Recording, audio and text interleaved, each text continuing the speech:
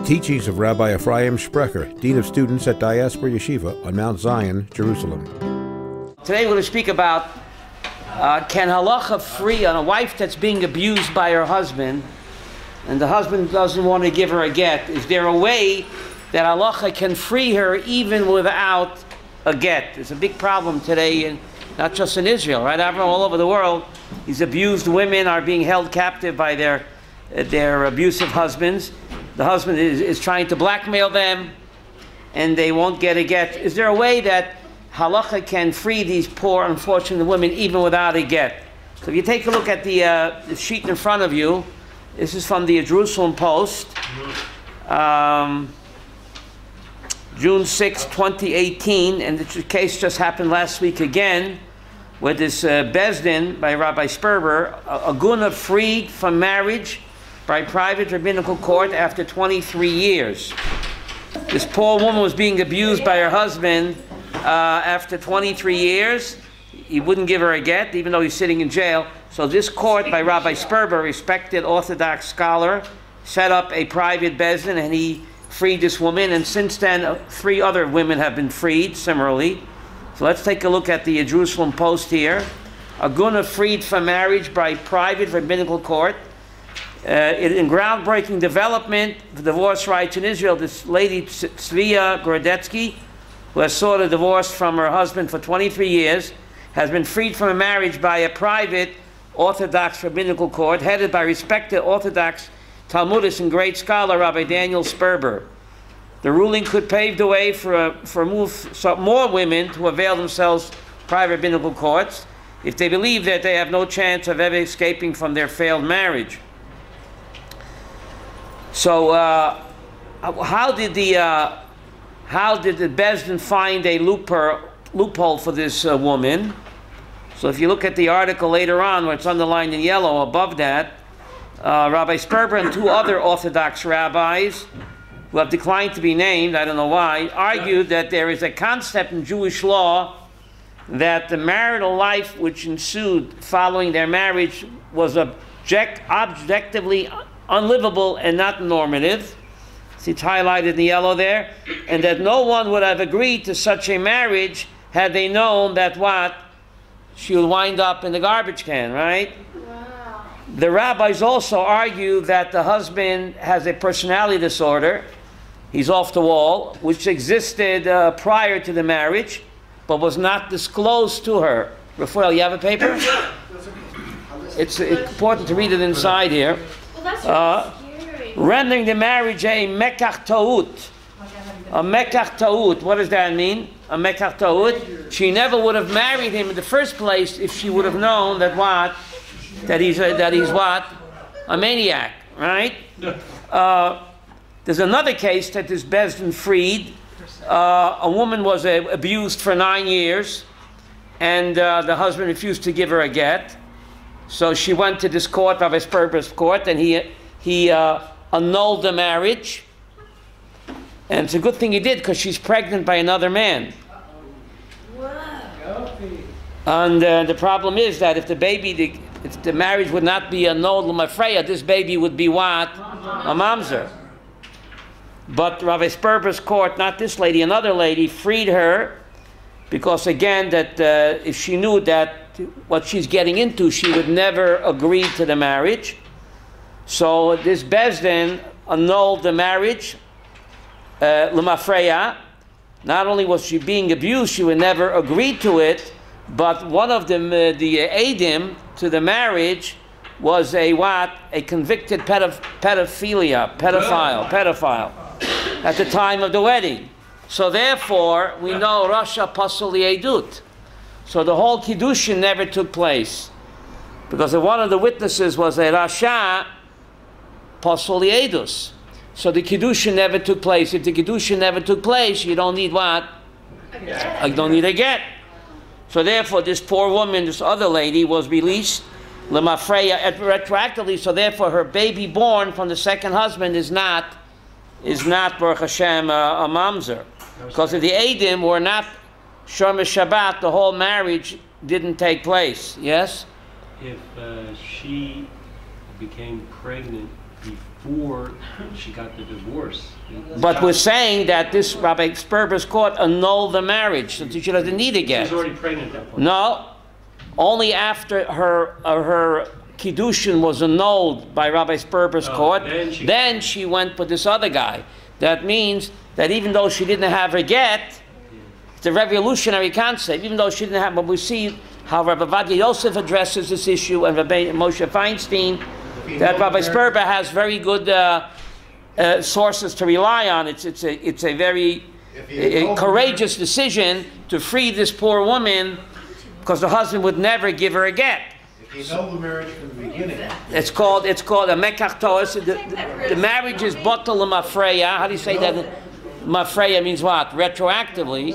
So no kiddush. Retroactively, then she was pregnant by another man. He would be a mamzer because there's no marriage. But the bezdin has to decide that. She can't decide that on her own. She has to go to a bezdin, and bezdin reviews the fact. Aaron's question is good because bezdin has to decide. If she didn't go to a bezdin, then the child's a mamzer. Only when bezdin hears the case and bezdin pronounces her an abused woman and a gunat, that bezdin is the only one that can mivatal the kiddush l'mafreya. She cannot do that on her own. Bezdin has to come to a decision that it was in fact, how do you say mekach tohut in English? Mekach tohut, the whole marriage was based on a mistaken, false agreement assumption. That she knew that this guy was a maniac, she would never agree to what? To marry him. But Bezdin she cannot decide that on her own.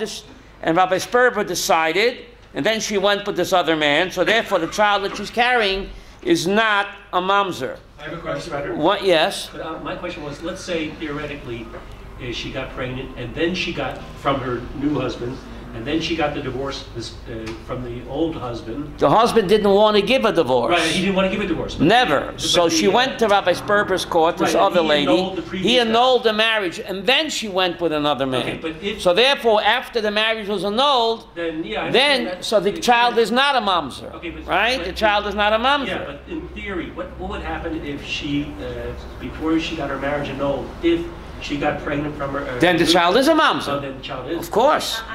Child is a mamzer. If Bezdin doesn't decide, you can't make up your own rules. You need a bona fide Bezdin. Rabbi Sperber is a respected scholar, a respected Orthodox rabbi, yes? Not Sprecher, Sperber, what? They say that the marriage is not a marriage. Right, l'mafreya. If it wasn't a marriage, it doesn't make a difference. I read a long time ago before marriages. If something was born... Wait a minute. So when you must have read my mind, Ziesel, because Rabbi Moshe Feinstein ruled that what? That a woman that was married through a reform kiddushin. Or conservative? He's speaking about reform. They're not real. He says that this woman does not need a get.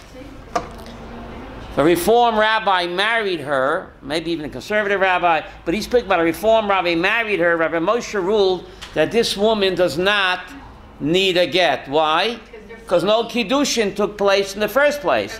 Because the rabbi is not, and the witnesses definitely are not what? Shorma Shabbat.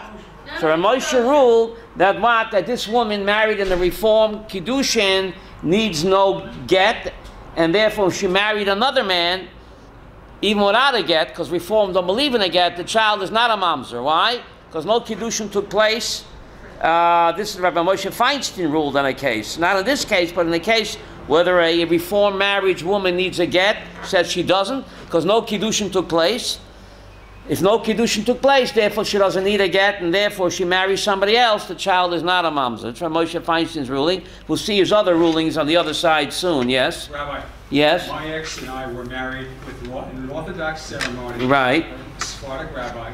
Right. And the Aiden were not Shomer Shabbat. So if the Aiden were not Shomer Shabbat, so then, according to Rabbi Moshe Feinstein, the no kiddushin took place, right? That's right. So in that case... How can an Orthodox rabbi allow it? What? They're not Shomer Shabbat. I don't know. But if the Adim are not Shomer Shabbat, no kiddushin took place. Most American no kiddushin took place. Right. We'll see, right? Maybe he wasn't really an Orthodox rabbi. American. But take a look. on the other side of the paper, Avram, where's Rabbi Sprecher coming from? He's not coming stop. He has tremendous sources to rely on. If you look at the other side, Avram, you have that. You turn the paper over. Can halacha free in a guna without a get? What do 3 superstar poskim say about this, Avram? 3 superstar poskim of the 20th century. Number one. Well, it's important to look in. You want a paper? Can you give your full paper? Okay. It's important to look inside. Source number 1, Rabbi Moshe Feinstein, right? Look what he says, Avram. Source number 1.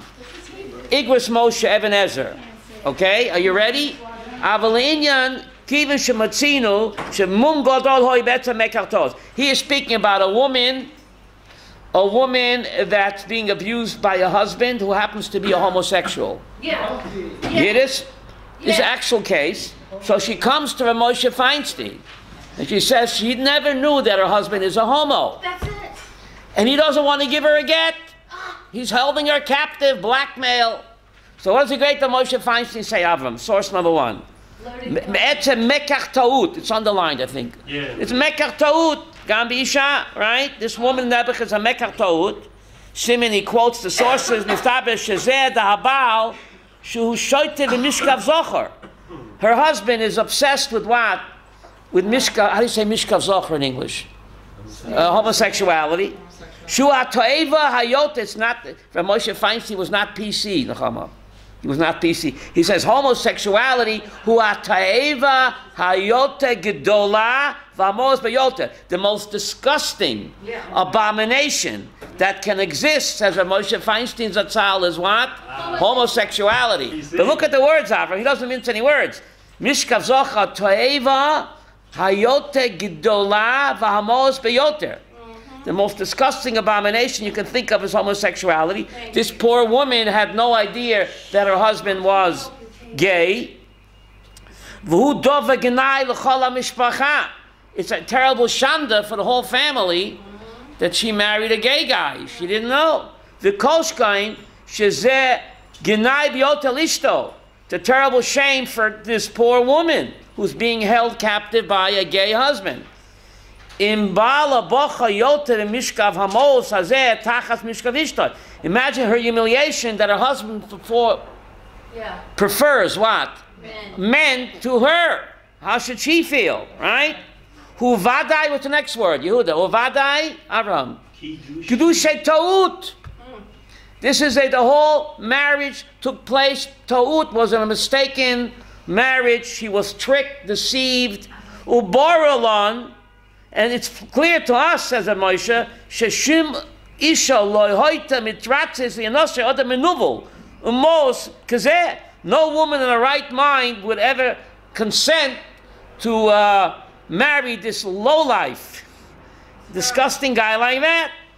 Vim tekiv keshenadat mizeh halacha holcha mimenu.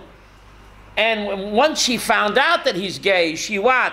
Left him. Mistaber imi efshel hasi get mimenu, and she's not able to get a get from him because he's holding her blackmail, right? Yesh lahatira, Avram. Yesh lahatira. Rav Moshe says she's permitted to marry another man without a get. Rav Shalom, you looking at this? Midin kiddushay ta'ut. The whole kiddushin, like Rav Sprecher ruled in these cases, the whole marriage was a fake out. The woman was deceived and tricked. She would never agree if she knew their husband was either a homo or what, an abuser, right? Cruel and abusive. She would never agree to it. So the whole marriage is a ta'ut. If the marriage is a ta'ut, it never took place. And if it never took place, she doesn't need what? A get. He says, Achim efshel hasi get. But if this woman here, just married to the homo, if she's able to get a get, would be better. Would be better. Right? But if she's not able to get a get, Moshe rules, he's a Rasha Gomor Pamachas, he's a totally wicked man, engaging in homosexuality. So therefore it's Kiddushay Ta'ut. The whole marriage is what? He keeps repeating Avram, it's underlined. You have you, the Kiddushay Ta'ut, Kiddushay. It's the great Moshe Feinstein, who's a bigger posik than him. He keeps saying that this poor woman was tricked and deceived. And the whole marriage was a ta'ut, mekach ta'ut, kiddusha ta'ut, and therefore she does not need what? A get. Number 2, Saridei Eish. Another great posek from the 20th century, Yechiel Yaakov Weinberg, Zechat Tzaddik Livracha. He called his tshuva sefer, number 2, Avram Saridei Eish. What does that mean? Survivors from the fire, because he survived Auschwitz. Yechiel Yaakov Weinberg Zatzal. So he called his tshuva sefer Saridei Eish, the survivor. I think he lived in Europe, but he survived Auschwitz, so he called his sefer Saridei Eish. And he writes in source number 2, Va'achsha b'uvda shaba lefanai. Another case came to him, b'mishumat shitad isha. A woman married a mishumad. How do you say a mishumad? A Jews for J. She didn't know that he's a Jews for Jesus. When she married him, and she ran away from him. She ran away from him. Yesh lo neloim avram shakidushin what?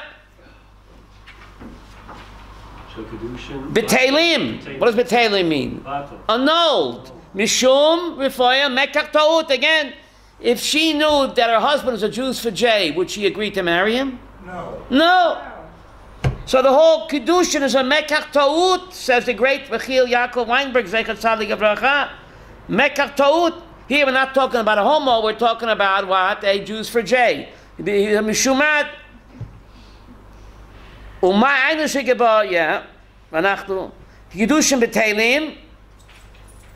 So therefore he says over here that what? Shekiddushin betelim, mishim Mekach Ta'ut. Afilim Baal, you hear this, Yehuda? Even though she had intimate relations with him, 1 minute, even though they had sexual relations, and then she found out that he's what? A jade freak, right? Yeah. So even though they had sexual relations, it's a kiddushin betelim, mekach ta'ut, and therefore this woman does not need a get. Another superstar posek from the 20th century, the Saridei Eish. Okay. Who's the third superstar posek? I gave you 2 Ashkenazi superstar posek. Who's the great Sephardi superstar posek? Rabbi Yosef Zechat Tzaddik Livracha. And look what he says, Evelyn, in source number 3. Number 3. Shaz Yabia Omer. Okay.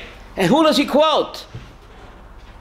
Avram, source number, who does he quote? V'kach Kosef HaGoyin, Rabbeinu Moshe Feinstein, the great superstar Sephardi posek that Vavadia quotes, and Moshe Feinstein, the great superstar. I remember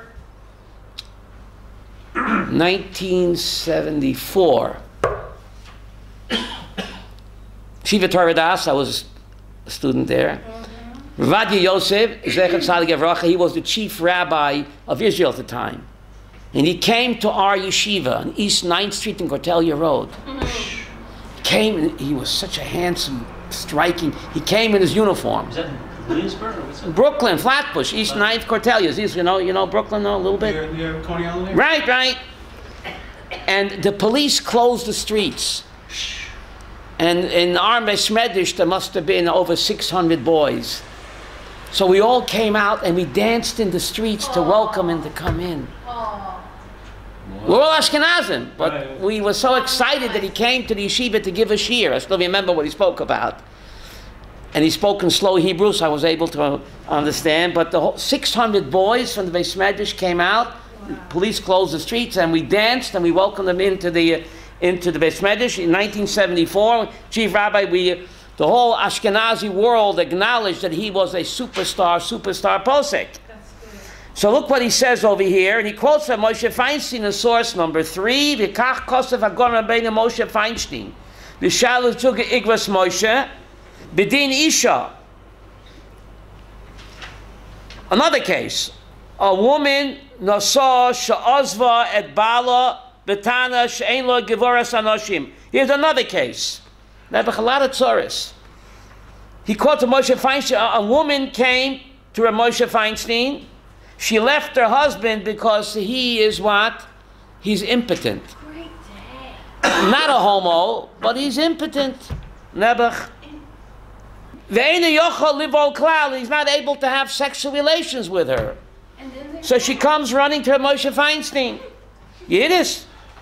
And then they investigated. He went to a doctor. He went to a doctor. Umotza shehi betula. The doctor checked him and checked her. And years after the marriage, she's still a virgin. So Rabbi Yosef quotes the great Moshe Feinstein, Val smach ze bitlu hanisuin. The great Moshe Feinstein was mevatel the nisuin. He didn't want to give her a get. He's holding her hostage. He wants what? Money, money, money. No money, no honey. Kesef. Right? Kesef, kesef. He refused to give her a get. The great Moshe Feinstein, Chava, had very breite places. How do you say that in English? Broad shoulders. The great tzaddik said, lady, you don't need no get. That's right. You don't need a get. The great Moshe Feinstein, bitla nisuyin. The habal sirav losas la get, and the husband refuses to give her a get. The whole chavnosel ishacher. And she went and she married what? Another man. Without a get. The yolda lo shnei banim ubat. And what? And she had 2 sons and a daughter with another man, without getting a get what? From the husband who was impotent. So now Rabbi Yosef and Rabbi Moshe Feinstein want to know, V'shalim muta lahove b'kal Hashem, are these children considered mamzerim? Yes, 1 minute. And therefore, if they're mamzerim, they can't marry into the Jewish people. Because she didn't get a get. Right? What? Beautiful. Oh, Michael, I'm telling you. Very good. V'heishiv, Michael, you're mechavan to Rabbi Vati Yosef and Rabbi Moshe Feinstein. Make my day. V'heishiv. And my answer, hine kva be'arti, I already explained to you. V'reiti l'maisa m'korach riyus berisha b'mum godol, kozeh, such a great mum, such a great defect in the husband, she'en yochel livo klal, since he's not able to have sexual relations with his wife, einoi tzricha get. Michael, you're mechavan to the superstar posek. Make my day. Ain't a tzricha get. I feel the rabbanan. She doesn't need a get, not even from the rabbis. Ki v'shika ishus, because the most important part of a marriage is to have what? Marital relations. And since this guy is not capable, this lady does not need a get. He refuses to give her a get. He's holding her blackmail. V'heim divrei emet. L'loi sofik. Kol Safek, the great Rabbi Yosef says, these are words of truth without any doubt that this woman doesn't need a get, and therefore the kids she has from the other marriage are not mamzerim. Afapi shehu nogeya legaba yisha kishen yichol hasi get mebala. The husband doesn't want to give her a get. The kolshken, the kashas hayoladim, and the children are 100% what? Jewish. Kosher. Kosher. A mamzer is also Jewish, Michael. A mamzer is Jewish, but he's not kosher Jew. These kids are 100% kosher. You hear this? And therefore they could marry into the Jewish people. And there's so many tzoros out there. Lishava, the great rabbis, so many tzoros. Another woman, Charesi Babal Shoite. A woman was married to she found out the guy was a shote. What do you say shote mean? Insane. So damn, remember, so damn insane? She married him, he was Dr. Jekyll. And the next day he turned into what? Mr. Hyde. One of your marriages. Shenizbarer shahoya what? Avram. The last line. Shenizbarer shahoya shote koidem anasuin. He was insane before the marriage. So damn insane. He never told her. Some people are psychotic. They like, what's it called? Bipolar. And refused to give her a get. Lady, walk. You don't need a get. Another case where Rabbi Yosef and Rabbi Moshe agreed that what? That this lady doesn't need a get. You know what he's saying? It's a mekach toas. She doesn't need a get because the marriage was never valid with mafreya. What does mafreya mean? Retroactively. But Raphael, may this woman now marry a Cohen? Sure. 1 minute. You say sure. You guys make a good team. she's not a grusha. And a Kohen is not allowed to marry a grusha, but this woman is not a grusha, even though what? She had relations with this man. The whole thing was a mistaken marriage. So even though she had sexual relations, she's not a grusha. Raphael is saying, I think she could marry a Kohen. Because she's not a grusha, Michael. Why? She can marry a Kohen. Isn't that incredible? What about a woman who married a Kohen? What? What about a woman who married a Kohen? Can she marry a No, a woman that married a goy, that's called a zonah. And she's not allowed to marry a Kohen. A woman who married a goy cannot marry a Kohen. Cannot marry a Kohen. But here, she didn't marry a goy. She married a crazy Jew. And if she had 2 children, would you still say she's a Batula with 2 children? Doesn't mean Batula. What Batula? Koy is not to marry a grusha. She's not a grusha. Even though she has 9 children, she's not called a grusha. What's a grusha? A grusha means a divorced woman. Because if no kiddushin took place, if she never got a get, she don't need a get. So even though she has kids. So a woman who's never had relations with a husband doesn't need a get? No, I didn't say that. No. We said that a woman that had relations with her husband, and then she found out that the husband is either gay, an abuser, and crazy, or a Jews for Jay. So, and if she would have known that, she never would have married him in the first place. So even though she had relations with him and had kids, the whole marriage never took place. She has kids. She has kids. But and the husband was Jewish. So therefore, perhaps she can marry a Kohen. Perhaps she can marry a Kohen. Right. And before Moshe Feinstein, before the 3 days, before Yabi Omer, the Maram Rottenberg,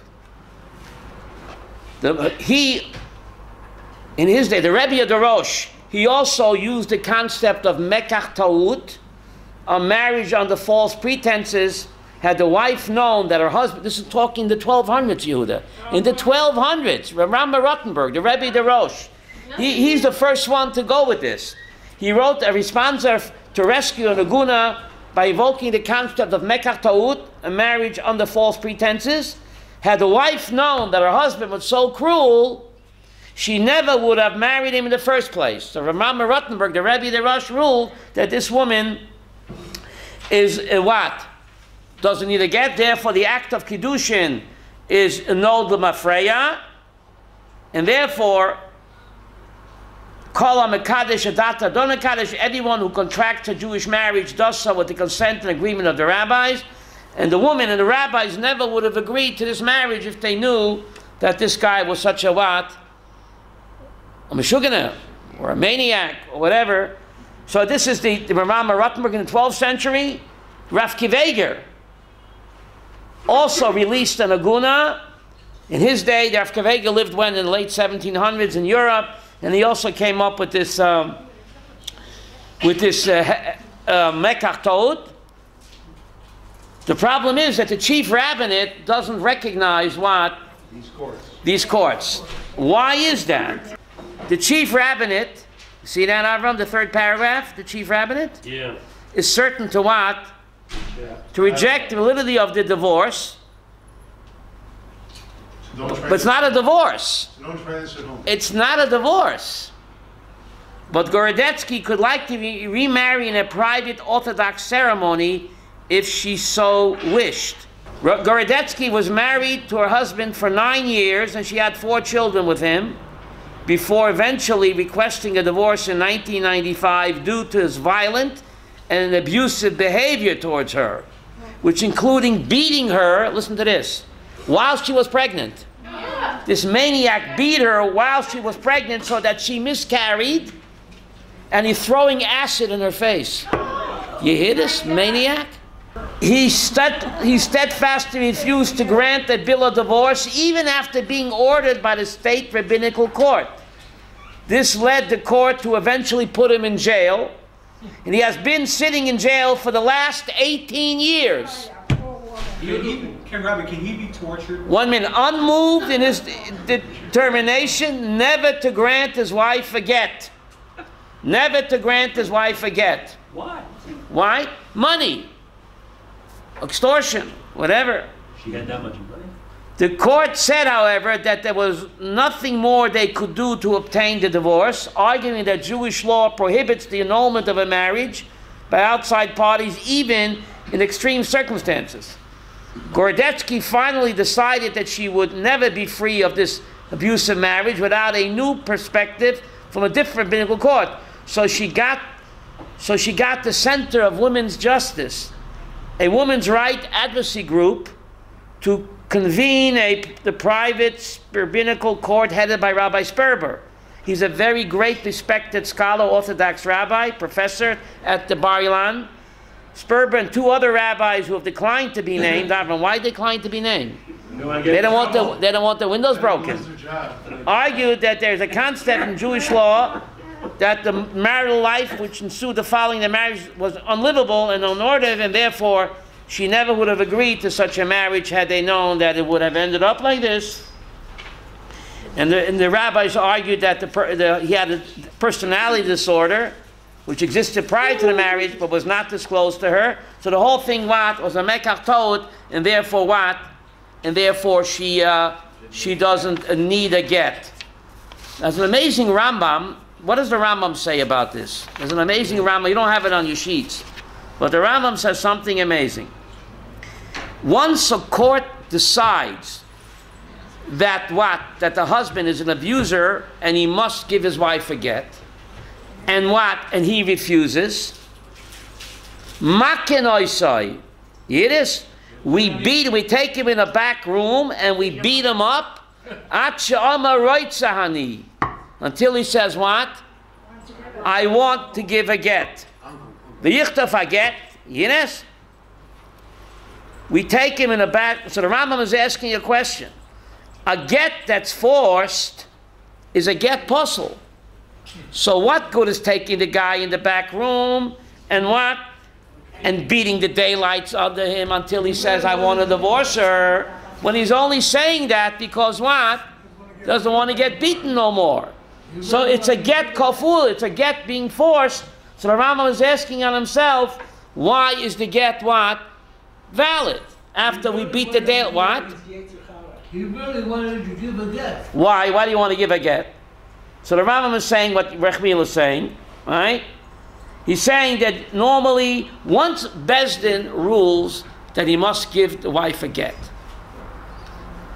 so that becomes Torah law. He must give her a get. If he refuses after Bezdin rules, he's going against the Torah. Every Jew, says Rambam, really wants to do the will of the Torah. Because every Jew has a godly soul, an image of God. We want to do what's really right because we're part of Hashem. So why don't we do what Hashem says? Because the Yetzer Hara tzach falek. How do you say that in English? The Yetzer Hara took over. So when we beat him, says the Rambam, we're beating the devil out of him. He really wants to do the will of Hashem. How could a Jew not want to do the will of Hashem? We all have a part of Hashem inside of us. The godly soul, the chelik Elohim Yimal. So the reason why he's not complying with the order of the Bezdin, which becomes Torah law, is because Takva Yitzray, the Yetzer Hara Raphael, took him over. So we beat the devil, literally, I'll beat the devil out of you. So when he says Rotzani, he what? He means it. Isn't that incredible? So therefore the get is what? The get is what? Valid. Wow. The get is valid. What? I have an idea for a new business. I'm going to start a new Go ahead, right? I'll make you an offer, a solution. The Rambam in the year 1165 had a solution to the Guna problem. Kaifen oisai, right? Legarish is his story. Umaken oisai, and we beat him up until he says what? Uncle. I want uncle. Yichtav I get will get kosher, and then it becomes what? A kosher get, Crazy. right? Wow. So why is the Torah so lenient when it comes to what? To release a woman. Why? So the Rambam says something amazing. Normally, in order to establish facts on the ground in Jewish law, it takes what? 2 witnesses. Two to tango. Okay. But the Rambam, the end of Hilchos Gittin, says something amazing. Don't be shocked that the rabbis, in order to release an aguna, they rely be'edus isha, oy evet, o shivcha, oy goy. Here, be'ed mi'pi'ed. Normally a woman is disqualified to be a witness, right? And normally a non-Jew is disqualified to be a witness, or an evet, or a shivcha. But when it comes to release an aguna, you hear this? Even an evet, what does an evet mean? A goyish slave, or a female slave, or even a goy who says, yes, I know that Mrs. Goldberg's husband, what? I saw him drop dead. I saw that Mr. Goldberg is dead. Bezdin will accept that testimony, even though it's only one, even though it's an evet, or even what? A non-Jew. It's incredible. Why does the Torah, the Talmud say this? Why? We need normally 2 witnesses and 2 males, right? And certainly not a non-Jew. And why do the rabbis accept the testimony of 1 witness, even a slave or a female slave, even a non-Jew, to testify that this woman's husband is what? Dead. Why? Kidei sheloi tisharna benois Yisrael agunot. The Torah is concerned not to allow a Jewish woman to be what? Chained and abused. And therefore, the oral Torah says that in case to release an aguna, we waive away the rule that you need 2 witnesses, males. And we rely even on a testimony of a slave or a female slave or even a non-Jew to say that they saw that this lady's husband is what? Dead, and she can release to get married. If the husband is dead, she doesn't need to get, right? That happens all the time in court. Go ahead. The court rules that the husband and wife are divorced, so why can't they take that ruling? The ruling that the husband and wife are divorced by the state, why can't they take that ruling? The Halacha doesn't recognize the ruling of a state, right? The Halacha doesn't recognize the ruling of a goy. This Bezdin decides. This is a call of Bezdin. That can even a goy who says that he saw the husband dead, normally we will not accept the testimony of a non-Jew, especially not one. But here, says the Rambam, the rabbis bend over backwards. Kidei sheloi tisharna benot Yisrael agunot. Look how the Torah was concerned what? With the welfare of what? Of an abused, poor, chained woman. Yeah. So what about today? How come the rabbis are not complying today? Yeah. They should follow the lead of what? Of Rav Rama Rottenberg, Rav Kiveger, and also Rav Moshe Feinstein, the Sarida Eishen, and the Rav Avadi Yosef. Are they greater poskim than these great rabbis, Reb Shalom? No. They think they're greater. I don't understand. Afraid. What? They're afraid, so let them resign. If they don't want it, right? I don't. They do certain things. They're afraid of Okay, but how many hundreds of women are being chained as we speak? Hundreds of women in Israel are being abused, blackmailed, and chained for years, and they're stuck. So either take the husband and beat the daylights out of him, as Maimonides says, or declare mekach ta'ut. After the war, Rav Moshe Feinstein Zatzal and the Satmar Rebbe, they released hundreds of women because they're good. They know there's no body. They don't want to, the husbands went to Auschwitz, so they disappeared in the forest. Hundreds of cases where Rav Moshe released these women to get married, and the Satmar Rebbe. Never happened that the husband would come back. One time, in Igros Moshe, hundreds of women he released, Rav Moshe Feinstein. There's no body. But his Bezdin ruled that what? There's no body because his body got incinerated in Auschwitz. Right?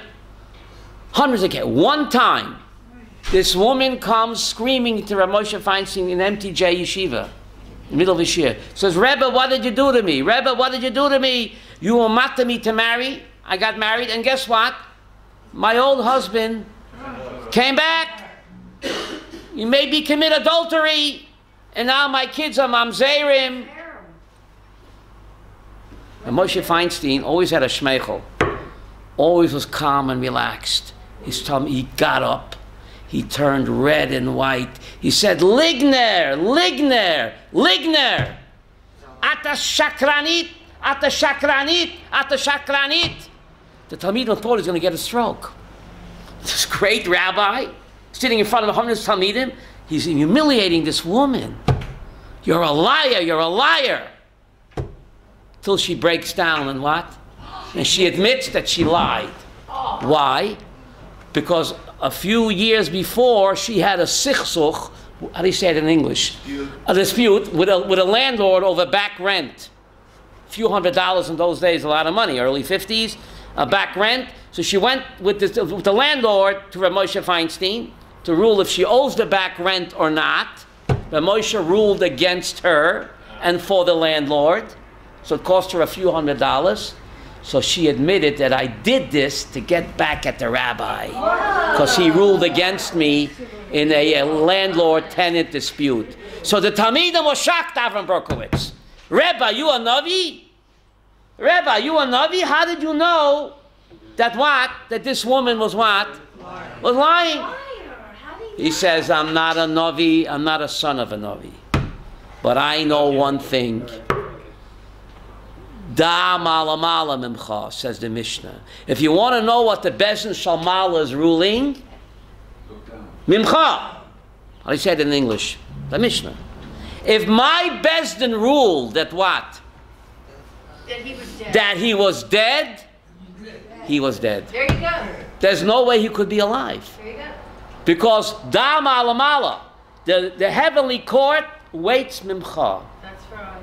I like it. You get it? The Mishnah, da malam. If you want to know what the Bezdin Shalmal is ruling, right? Mimcha. What does mimcha mean?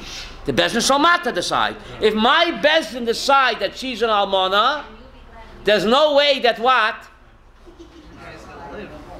Right? So he knew, she knew, he knew, right? Noide Behuda. This is going back to Prague in 1797. In Prague, great Noide Behuda. A guy disappeared after a year. He disappeared, never came back. The woman is waiting, disappeared. So finally, Cheskalanda, the great Noide Bezdin, ruled that the what? That this woman is what? An almana. That, right? And she was free to what? To marry. Okay? After years. His Bezdin ruled that she's an almana, even though there was no body. I ain't got nobody. She married somebody else, right?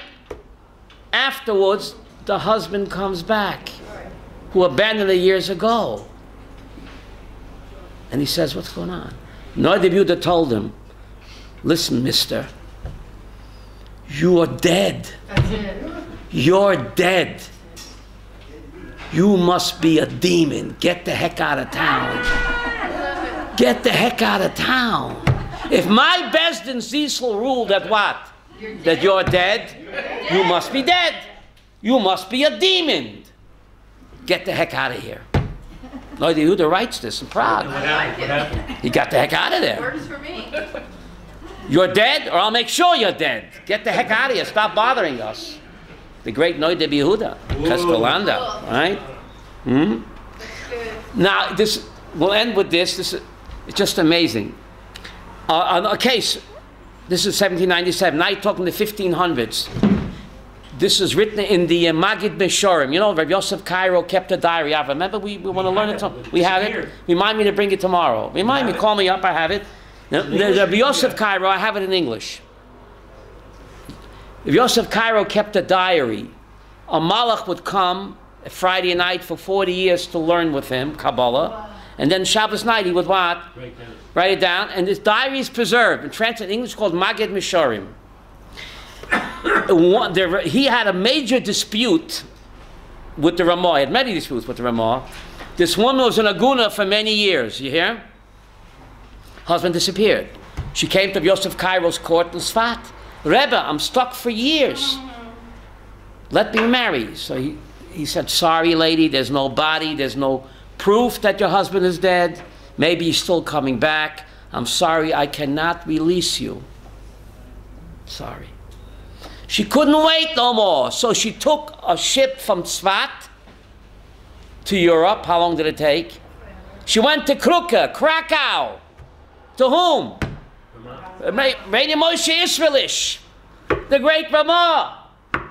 And he convened the Bezdin, and he said, lady, your husband is what? Dead. Let's go to the chuppah. So after this, Rav Sprecher was very disappointed. The Malach comes to him, Friday night visit. He said, Malach, who's right?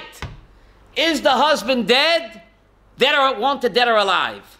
So the Malach told him, you should know, Rav Yosef Cairo, you were right. When you ruled that the husband was alive, he's alive. So she couldn't marry. But once she went to the Ramah, and he ruled that what? He's dead. So 5 minutes before the chuppah, he dropped dead. 5 minutes before the chuppah to the other guy, he had a stroke or choked on a ham sandwich. Because if the Ramah ruled that what? That she's an almana, she had to become an almana. So said the Malach. Wow. Halacha changes facts on the ground. Good. The Ramah argued she's an almana. Hashem said, I can't help it. I got to make her almana. So God took him out. Wow. Right before the chuppah with the second guy. Wow. Don't mess with the rabbis. For more of Rabbi Sprecher's teachings, visit rabbisprecher.com.